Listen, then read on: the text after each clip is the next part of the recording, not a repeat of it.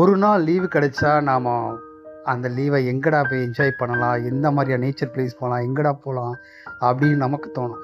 அப்படியே நம்ம அந்த எண்ணத்தோடு போய் நம்ம இன்னைக்கு ட்ரிப்பு போகலாம்ப்பா அப்படின்னு வீட்டில் கேட்டால் அவங்க ட்ரிப்புன்னு நினைக்கிற அந்த இடம் எதுங்களா?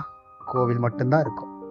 ஸோ இந்த கோயிலுக்கு நம்ம போனதில்லை, இன்னைக்கு இங்கே போகலாமா, அந்த கோயிலுக்கு போனதில்லை, நம்ம அங்கே போகலாமா அப்படின்றது தான் இந்த எங்கள் வீடுகளில் இருக்கிற அது ஒரு சுவாரஸ்யமான விஷயம். ஸோ நாங்கள்லாம் சேர்ந்துட்டு சரி ஓகேப்பா, நமக்கு எங்கேயாவது வெளியே போகணும் அப்படின்ட்டு நான் ஓகே உங்களுடைய பிளானுக்கு நான் அக்செப்ட் பண்ணிக்கிறேன் அப்படின்னு சொல்லிட்டு நாங்கள் அப்படியே மதுரைக்கு பக்கத்தில் இருக்கிற அந்த அழகர் கோவிலுக்கு போகலான்னு போனோம். ஸோ அங்கே போயிட்டு அழகர் கோவில் ரொம்ப மலைகளுக்கு முன்னால் ரொம்ப அழகாக இருந்த அந்த அழகர் கோவில் ரொம்ப ரம்மியமாகவும் இருந்தது. ஸோ அதனுடைய வரலாறுகளை தெரிந்து கொள்ளும் போது ரொம்ப ஆச்சரியமாகவும் இருந்தது.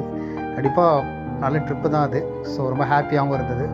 ஸோ இதை முடிச்சுட்டு ஓகே வேற எங்கேயாவது போகலாமான்னா நோ, டைம் ஆயிடுச்சு, வீட்டுக்கு போகலாம் அப்படின்ட்டாங்க.